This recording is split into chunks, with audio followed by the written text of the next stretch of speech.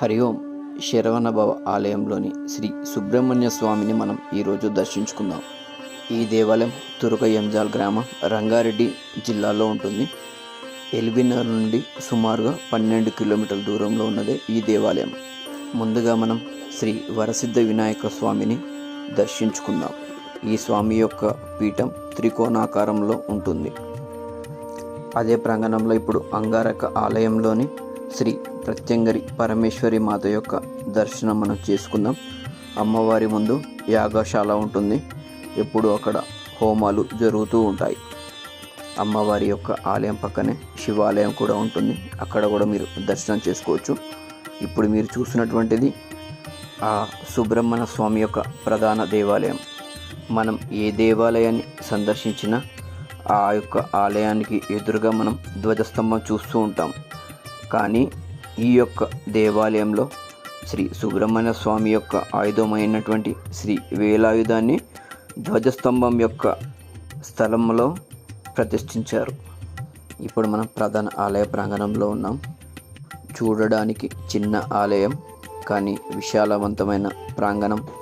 ప్రధాన ఆలయానికి ఎదురుగా ఉన్నటువంటి ఈ యొక్క ప్రదేశంలో సర్పదోషానికి మరియు రావుకేతు పూజ కార్యక్రమాలు నిర్వహిస్తూ ఉంటారు. ఎన్నో ప్రామాణికాలతో ఈ యొక్క దేవాలయం నిర్మాణం అనేది జరిగింది. సుబ్రహ్మణ్య స్వామి యొక్క వాహనమైన నెమలి యొక్క భారీ విగ్రహాన్ని మీరు ఇక్కడ చూడవచ్చు.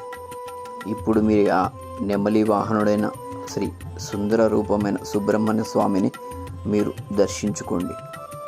ప్రతి మంగళవారం అక్కడ విశేషమైన అభిషేక కార్యక్రమాలు మరియు అన్నప్రసాద వితరణ అనేది ఆ యొక్క శరవణభవ ఆలయంలో విశేషంగా నిర్వహిస్తూ ఉంటారు.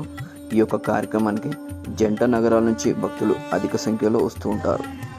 ఈ యొక్క దేవాలయ ప్రాంగణంలో 8 స్తంభాలపై 8 భైరవులు, అష్టవ భైరవుల యొక్క రూపాలు మనం దర్శించుకోవచ్చు. ఇలా భైరవుల యొక్క నిర్మాణాన్ని మనం బాగా అరుదుగా చూస్తూ ఉంటాము. ఈ యొక్క దేవాలయంలోని గర్భాలయంలో విద్యుత్ అనేది నిషేధించబడింది. ఈ యొక్క దేవాలయం ప్రాంగణంలో ప్రామాణిక నవగ్రహ వేదిక ఉంటుంది.